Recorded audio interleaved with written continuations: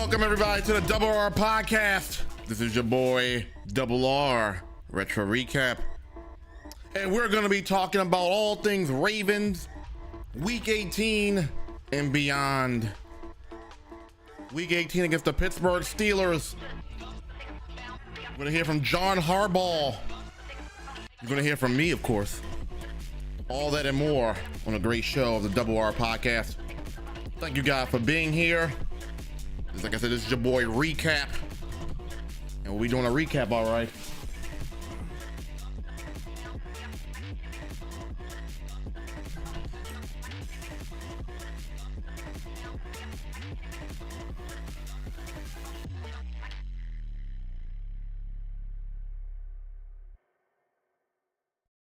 All right, let's get right to the show. Welcome everybody. This is your boy Retro Recap from the Double R podcast. It's a pleasure to have all you guys in the house. We're going to be talking Ravens in Week 18 against the Pittsburgh Steelers. Before I get into Farline with Goody, welcome into the Double R podcast. Before I even give my thoughts on anything regarding this particular game, I think it's appropriate that we hear from the coach first, because we already know this game didn't have much meaning to the Ravens per se, as far as having to win. So whether they win, of course, every time you play football, you're playing to win. But this wasn't a game that the Ravens had to win. They're already the best team in the league. They've already secured everything. It was raining outside. It was windy outside. The main thing out of this game was to get your players healthy and no injuries going into the divisional round. So, you know, I've already got people inboxing me, Retro, you about to go crazy, you about to go off. And no, I'm not gonna rant today. There's no need to rant about anything. I thought the Ravens had a high chance of losing this game. One, because the Pittsburgh Steelers have more to play for, so they need to win this game. The Ravens have nothing to play for, and it was raining as shit outside. So given all of that, it didn't make sense to expect the Ravens were going to go out here and dominate the Steelers. The final score of this game was the exact final score of the first time they played, 17-10, where the Ravens only scored 10 points. So in total, the Ravens only scored 20 points against the Steelers this year. But this time, it didn't really matter as much. So anyway, thank you guys for being here. Gummin, thank you for being here. We're going to go ahead and listen to John Harbaugh and get his press conference up, and then I'll give my reaction to everything and what it means going forward. We'll talk about some players like Jadeveon Clowney, Trenton Simpson, Gus Edwards, and Tyler Huntley and Melvin Gordon, and then we'll go from there. So let's go ahead and listen to John Harbaugh's press conference, if we don't mind. Let's get him up here. Actually, it's we don't hear John Harbaugh. What's going on? Oh, it would help if the audio was on, right? On a story of the regular season, and now we have an opportunity to write the next chapters. At least we'll get a chance to write next 2 weeks, and then we'll go from there. So hopefully we'll earn the opportunity to write more than that. But I'm proud of the team, coaches, players, everybody in the organization for what's been accomplished up until this point in the regular season.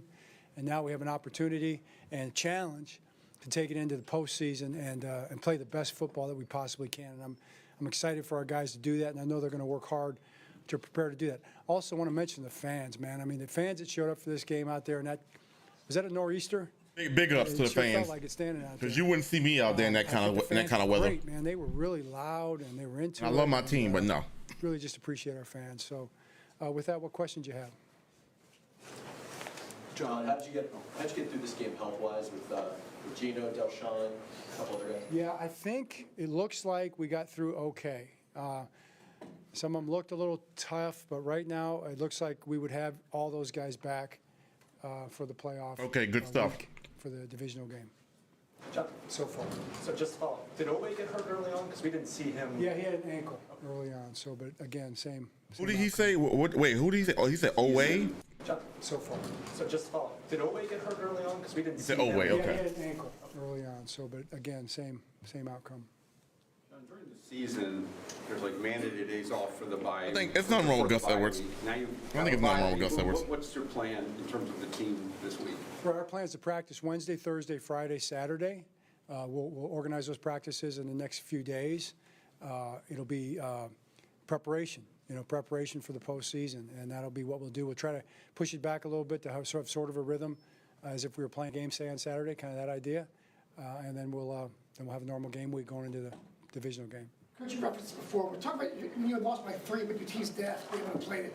Steelers team that was really competing for the playoffs. How well you played against them tonight? Right. I mean, I thought we played really hard. I thought we played tough. We didn't play great by any stretch. We can certainly stop the run better. We give up the big pass play. I thought the pass rush was really good. I'm gonna talk about that, Gilman. For the most part. Hassan, what's up, man? Offensively, I thought we fought. I thought Snoop out there fought and played hard in the circumstances and the rain and stuff like that and the wind. I thought he made some really good throws. We ran the ball okay, but when you turn the ball over, and that's basically what it was. We turned the ball over a couple times and just gave them opportunities to score points. That was it.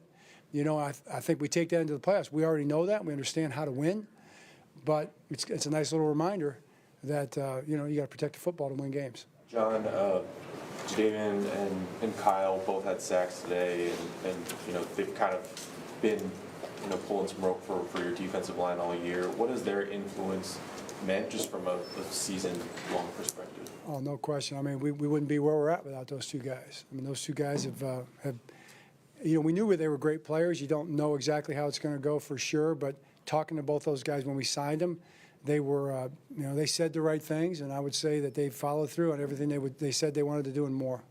What did you think of the way Trenton Simpson played out there today? Thought he played really well. Flew around, made tackles. No, he was balling. Played a really good football Simpson game. was Very balling excited today. for the way he played. Yeah, Trenton, absolutely. John, shortly before this game, a couple days ago rather, the team signed Alvin Cook to the practice squad. What can you say about him? Yeah, I mean, it was just kind of an opportunity. I think that Eric was, once he was released, Eric was in contact with the agent, and Dalvin wanted to come here. He wanted to be here. So we'll figure that one out. I think we'll be in the process of figuring out how all that fits. But you sure, appreciate having another really good player on your football team. All right. All set? Okay, thank you. Thank you.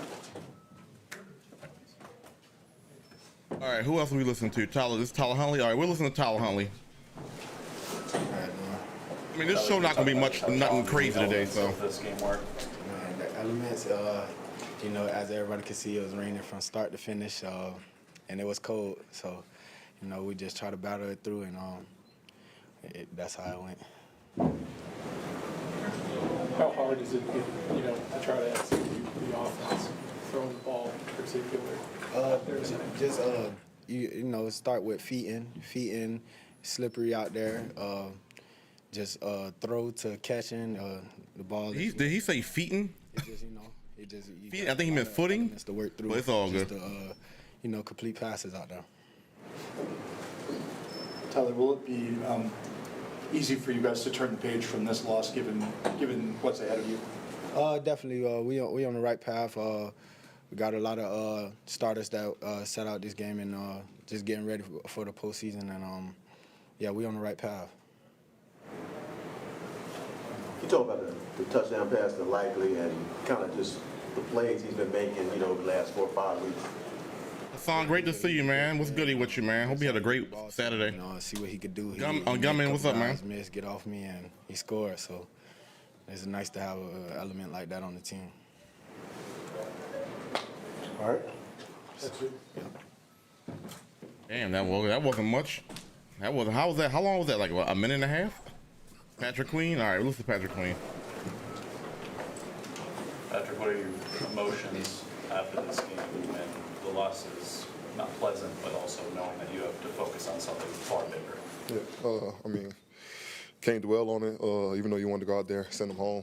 Now they got a chance to be in the playoffs, so, it definitely stings a little bit, but at the end of the day, we've written a lot of pages in our book right now that set us up pretty good right now. So, we got a week to prepare, then find out who we got to play, then we go into that. So, nobody's hanging their head or anything. And if we see those guys again, we'll be ready. Patrick, you weren't in the game to start the third quarter. Then when Delshon goes down, is there kind of whiplash you had to deal with going back in? Yeah, I'm cool with it.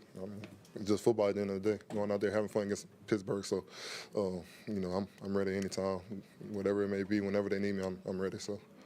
Coach said that you guys got out of it good health-wise. How big is that? Knowing that the playoffs are 2 weeks away. Yeah, it's huge because you really want to be swinging full throttle when you get into the playoffs. So, with that extra week of preparation that we get everybody healthy, as healthy as we can, and go in there full swing.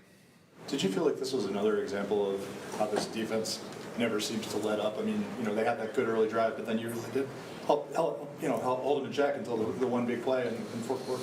Yeah, even with all that good stuff, man, it was still plays out there to be made that we ain't making. At the end of the day, you just got to tip your hat off to them on the execution that they had on their part. And from a standpoint of us on defense, we was making plays, but we didn't make enough plays, and that's what happened today. What kind of impact did the weather have? I think it had a good impact, but at the end of the day, I mean, they playing in the same conditions, so why we couldn't do what they did, So you could play that side or both. It could have went that way or this way, but they had the same opportunities. We had the same opportunities they had. PQ, what stood out to you about the way Trenton Simpson played today? And what have you seen from the rookie over the course of the season as he's grown? Incredible. Proud of him. Couldn't be happier for him. Great dude. He had me nervous when we was going over all the calls and stuff. He's just asking hella questions, trying to figure out everything. But that's why you see he playing the way he played. He's just on top of all this stuff. Dynamic, might be faster than me, and just love the guy, man. Great player. Does watching him kind of take you back to maybe some of your early stages and what it's like to kind of fight for your way early in your career? Yeah, I think my situation is just a little bit different because I was thrown into the fire immediately, but with him, bro, like I didn't even ask questions how he asking questions right now. So I mean, I just gotta give him all the praise right now. Like he's a terrific player right now, and we finally got to see that. Everybody finally got to see that. So his name is definitely gonna be hot for the rest of his time. Patrick, how much of an impact has a guy like Jadeveon Clowney? I know you probably knew about him before. How much of an impact like he makes today and throughout the whole season? All the time, every play. He's a different beast. I don't even could find words to just describe him, bro. It's like every play is just a train wreck, and he making a play. Even if he don't make the play, he made the play. So it's just I love having him on our team. I love having him most of the time on my side, especially. So I can't wait to see what he do the rest of the season. What was it like on the field when he got the sack and hit that incentive? Finally. I mean, that's the stuff you want to see. All the opportunities that he had previously and missed. And I was getting on him like, bro, just finish it. You dare, just finish it. And, he was getting down on himself, but he still knew that he had a chance. And just Jadeveon Clowney is always in the mix of a play. Shoes to fill today with Roquan giving him the pregame speech. How did he do? He did all right. He's kind of like on the more calm side. He doesn't curse. He doesn't, get extremely hype. He try to do the little bouncing around stuff like we were in high school. But out of 10, I would probably say like a 3 out of 10. That's funny. I'm scared to ask a follow-up to that. Season long, I mean, Jameson was mentioning JD and Kyle. What has their experience given to this group, do you think? That's a great question, honestly. I think just a lot of like calmness in situations of knowing what your opponent is about to do and just going to capitalize. Like, when you play a defense like ours, everybody do their job. And when you got guys like that know the game so well, they've been in the game for a long time, they kind of find ways to like still do your job, but, try to weave your way through and do something else on your own. So, those guys help every single person in our room. So, just hats off to those guys for being the guys that they are, because they didn't have to come in trying to help nobody, but they did. What do you think the next 2 weeks are going to be like mentally for you guys? I mean, I think if you guys aren't Super Bowl favorites for a lot of people, you're at least top 2. So what is the next 2 weeks kind of keep focus going to be? Next 2 weeks, this next week, rest up, practice, get sharp, do what we got to do to get healthy, find out who we play, and then go up there and kick the ass. Simple as that. Yep, there you go. Green dot, it looks like. I like that. I like that. Responsibility, and then also they're not really. You're not going up there. They're coming to you, and you're going to kick their ass, and you're home. Give them to play the rest of the defense. I mean, You know, I always wanted to wear the green dye, and I never had the opportunity. But when I do have opportunities like today, I just take advantage of it and just be able to make those plays and get those calls. And you know, wind, rain, noise, whatever it is, you can't let that affect you when you got the mic. So I try my best to get those guys a call. Thanks, Patrick. All right, thank you. That was Patrick Queen, Tyler Huntley, John Harbaugh. Thank you. All right, let's get into what you guys want to hear. You guys want to hear Retro Recap, give his thoughts. As I mentioned earlier, you know, the first thing that happened, I got a few text messages like, oh, you're going to go off. The Ravens lost to the Steelers. And all I hear on Facebook is I see Steelers fans going crazy. This is like they won the Super Bowl because they swept the Ravens. Yeah, we know it's a rivalry game. We know you're our rival. And yes, you did beat us twice this year. The same exact score. Pump the brakes a little bit. I know what's going to happen. If we end up winning the Super Bowl, Steelers fans are going to be like, well, we were the team that beat you twice. Are you really that good? We beat the Super Bowl champions twice. Pump the brakes a little bit. You needed this game more than we did. Because if you didn't win this game, the chances of you getting to the playoffs became like, do you see this little bit of space right here between my fingers? If you lost that game, that's your playoff chances. You won the game, all right. It opens up a little bit, but pump the brakes a little bit. No Lamar Jackson, no Zay Flowers, no OBJ. And this is what I was saying, and this is I love Tyler Huntley, but this is the point I was making a couple of shows ago. I was like, about like putting a value next to Lamar Jackson, because if we had Tyler Huntley the entire season, and granted, he has not started this year, so it's unfair to say he would have looked like today, because you got to consider he hasn't played much, the elements, but the Ravens are not a 13-win team if Huntley's our starting quarterback.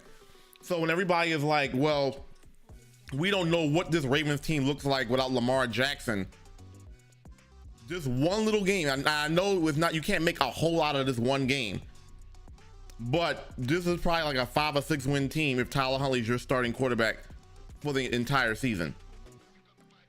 Lamar Jackson alone is worth 8 games at least because of his greatness, 7-8 games of his greatness. So, you know, this is what the Ravens offer. I mean, granted, there wasn't no other playmakers around, so it's hard to say, but we know this as a Ravens fan, the ball doesn't move often when Tyler Huntley is the quarterback, unfortunately. You know what I'm saying? There's elements to Lamar's game, escapability, being able to run. Tyler Huntley can run the ball, but he's not a dynamic runner like Lamar Jackson. He's a runner. He's definitely a runner, and you have to respect his legs, but he's not a threat to take it to the house or move the chains every time he runs the ball. He doesn't have that little that greasiness to him where he can get greasy on you know what I'm saying? So, you know, that's probably the biggest element of Lamar Jackson that Tyler Huntley, at least to what we know, we have not seen that. So this is what I meant when I say Lamar Jackson is valuable to his team, because this offense will look like this. Like, if not too many games in the Tyler Huntley era that we scored over 20 points. I can't remember too many. Like, every time Tyler Huntley's out there, we're averaging probably 17 points or less. You're not going to beat a lot of teams if you're only scoring 17 points. As opposed to Lamar Jackson, when he's out there, he's giving you 28 points a game. So that 10-point differential makes a difference between winning and losing games. I don't care how good your defense is. The Ravens defense has been great all year long, but if your offense is only going to score 17 or below, it's going to be hard to win games. You know what I'm saying? So yes, Tyler Huntley is a serviceable backup, yes, but not as a starter. But however, he might get a chance to start next year, because I think he does have a Pro Bowl on his resume. I mean, for whatever you want to say, he went to the Pro Bowl last year. You know what I'm saying? He went to the Pro Bowl last year. You know, we know he can throw, and I feel like if he got more reps as a starter, he could be a starter on somebody's team. You know what I'm saying? Who that would be, I have no idea. You know what I'm saying? But he could be a starter on someone's team. The Falcons, What's another team? Shit, he could even be a starter on Pittsburgh. I know y'all talking about Kenny Pickett, and you know I get that, but he could be a starter on the Pittsburgh. Like, I think he's better than Mason Rudolph. I think he's better than Kenny Pickett. And don't even get me started with Trubisky. So, like, reality is Tyler Huntley is a better quarterback than anybody on the Steelers. The Falcons, obviously the Panthers will be, but they got Bryce Young, so, you know, even though I think he'll bounce back. But there are teams that could use a Tyler Huntley, so it's not like he's bad. He's just not the kind of guy that's going to be a difference maker for a team like this. When you have a defense this good, you need somebody that's a game manager and a little bit more. Like, I feel like Tyler Huntley at this point is not a game manager just yet. He's like right below that. Even though we should have won that Bengals game in the playoffs last year. But anyway, he did a pretty good job in that game though. And he has playoff experience. So, you know what I'm saying? So, like I said, there's nothing to really go crazy about. I mean, other than the Steelers are still alive. But the Ravens didn't throw their best out there. So, the Ravens finished 13-4. I'm just trying to figure out what to talk, because the game didn't mean but so much. So I'm trying to think of things that stood out to me in a game like this. Like the Jadeveon Clowney, he got his incentive. He ended the season with 9.5 sacks, so he's gonna get that, what do they say, a $750,000 bonus for reaching the incentives. I'm happy for him because he has been an underrated player on that defensive line. I've been wanting to get Jadeveon Clowney for a few years now. They've been talking about it. We never got him.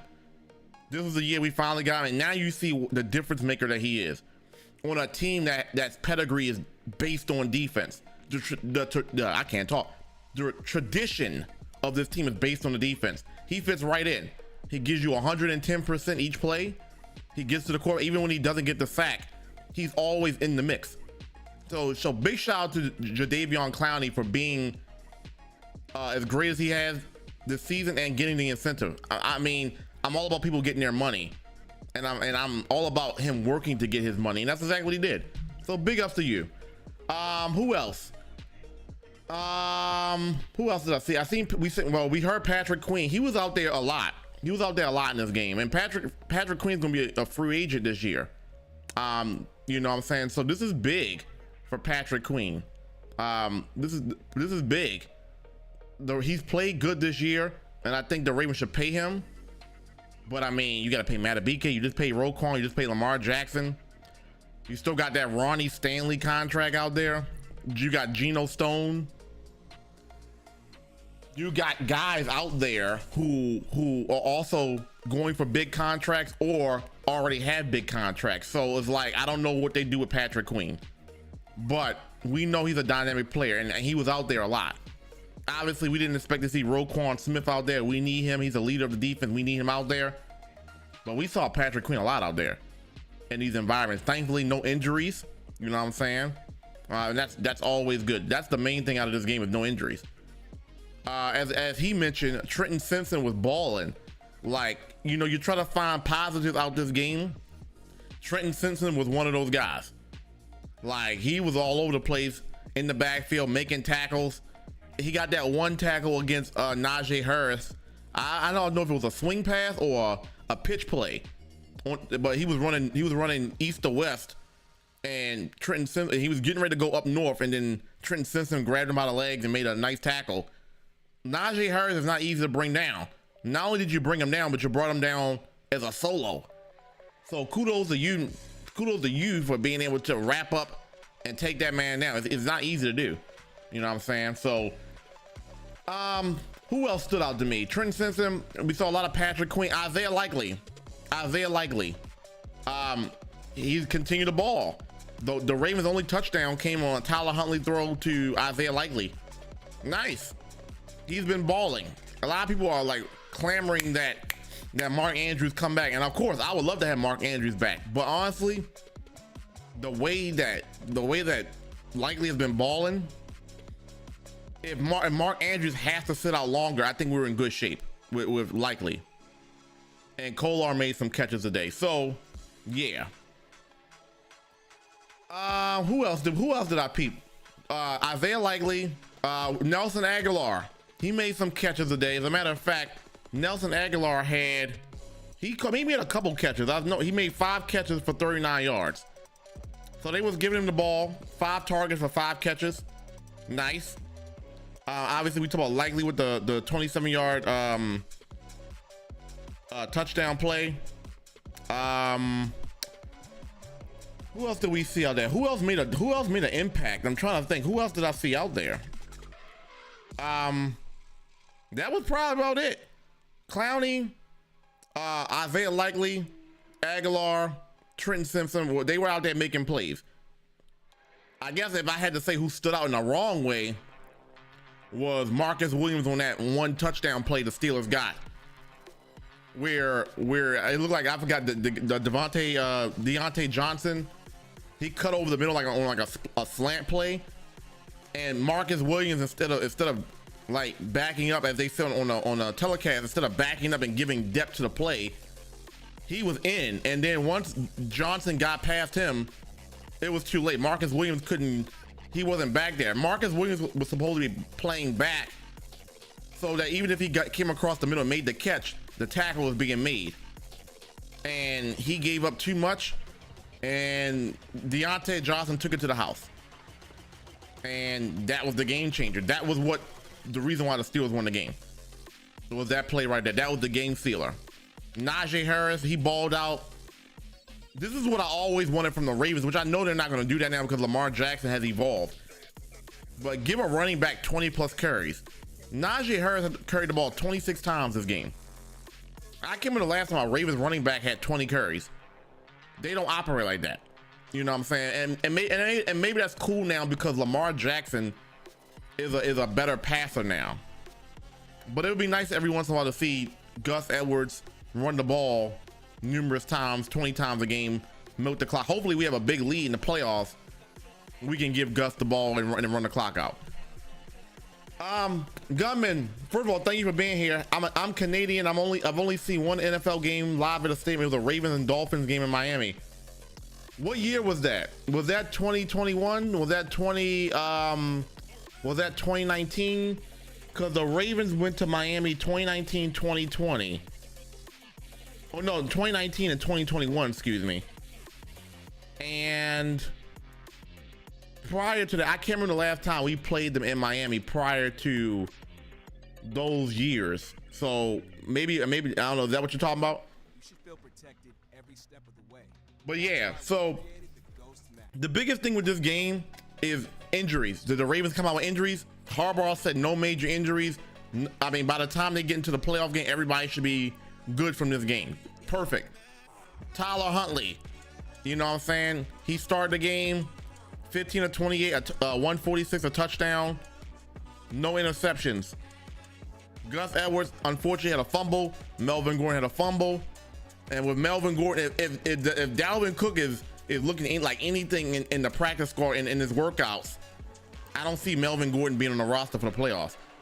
That's the one thing we all know about Melvin Gordon, is that he don't hold on to the ball. And on top of the fact of the elements, yeah, Melvin Gordon is known to fumble the ball. He fumbled in this game.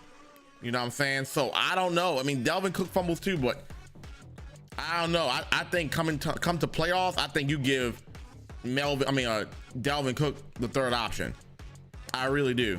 I really do.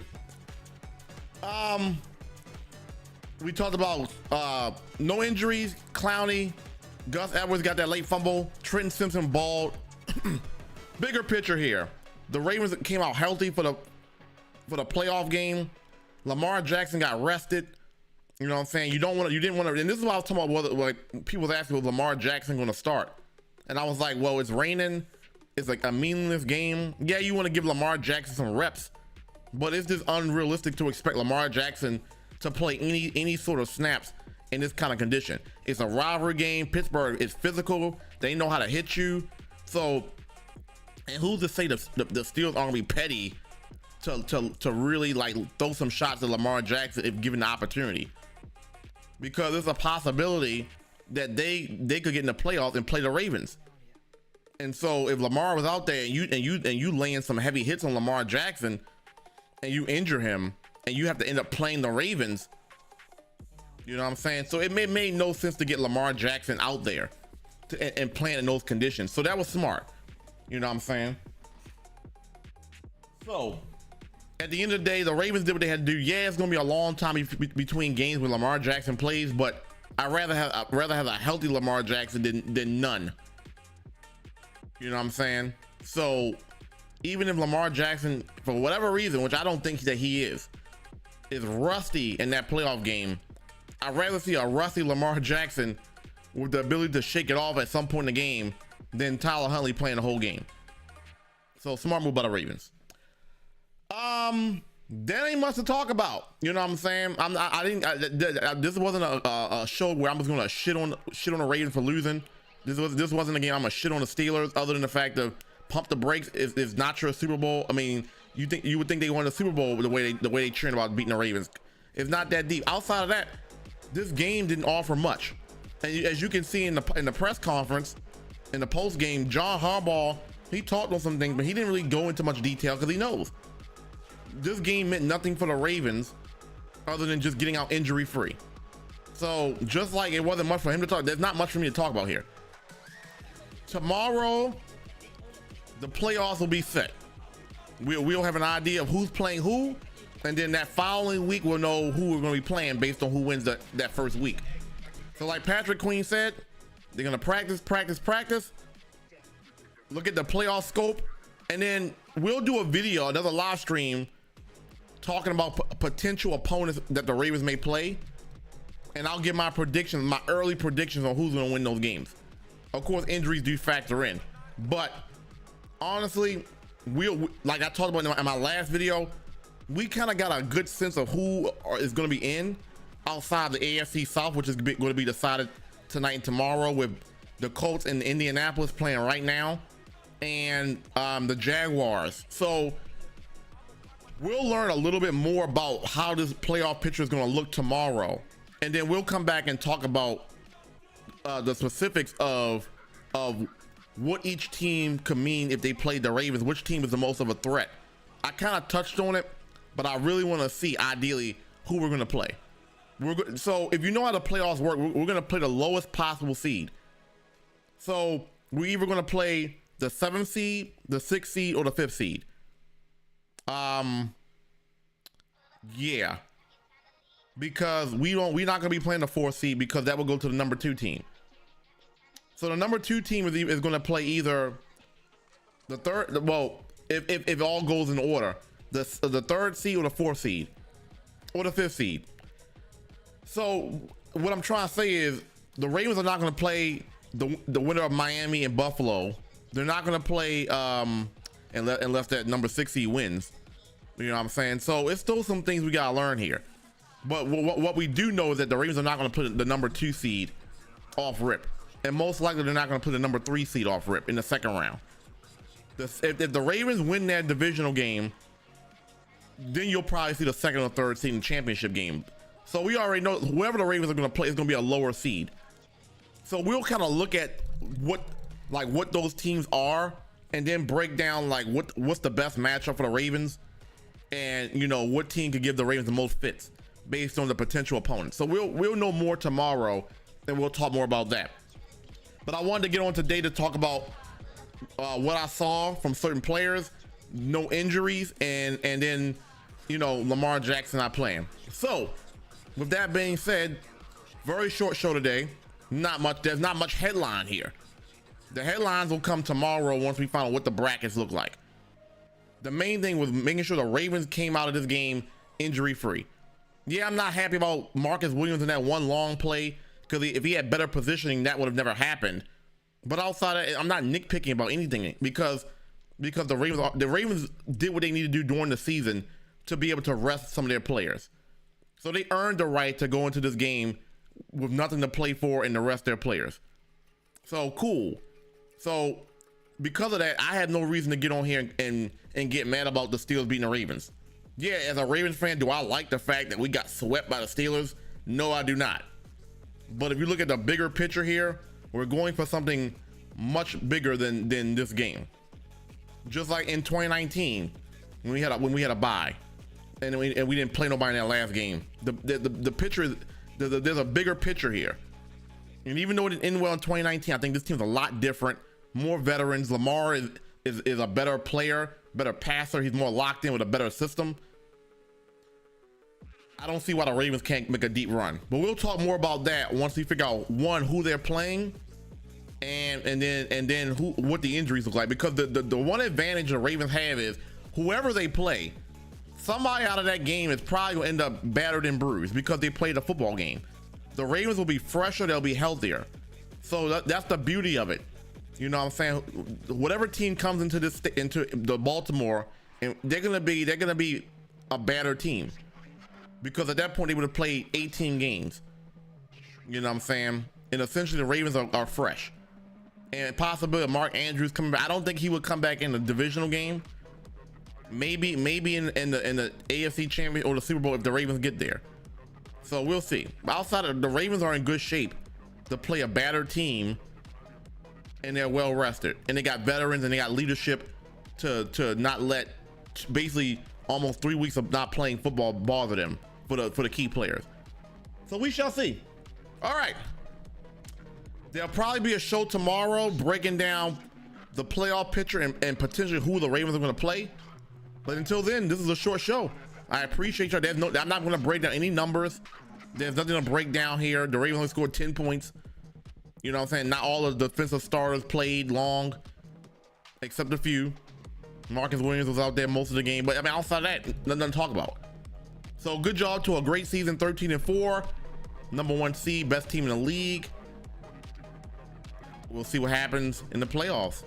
I'll see you guys tomorrow when we'll do a playoff predictions, early playoff predictions, and then we'll talk about the best matchup for the Ravens based on those predictions that I think is going to happen. Until then, Double R Retro Recap signing out. Peace.